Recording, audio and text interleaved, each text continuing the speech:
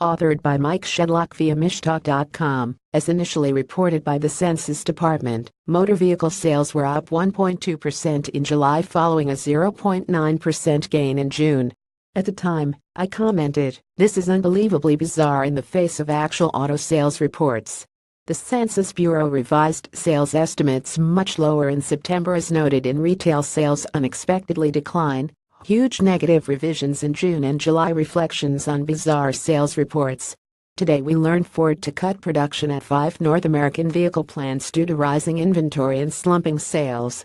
Ford Motor Company said on Tuesday it plans to idle 5 North American vehicle assembly plants for a total of 10 weeks to reduce inventories of slow-selling models. The plants affected include 3 assembly plants in the United States and 2 in Mexico, the company said in a statement. The vehicle models include the Ford Fusion and Lincoln MKZ midsize sedans, the Ford Focus compact car, the Lincoln Continental and Ford Mustang, Ford Fiesta and the Ford Transit van.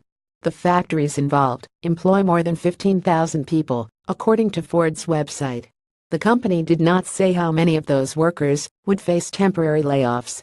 Ford inventory numbers 111-day supply of unsold Mustangs, 87-day supply of Fusions, 103-day supply of Transit vans, 162-day supply of Lincoln Continentals. Automakers aim for 65 to 70 days of inventory of most models. Note that production cuts are on the way despite the expected bounce in sales due to hurricane damage.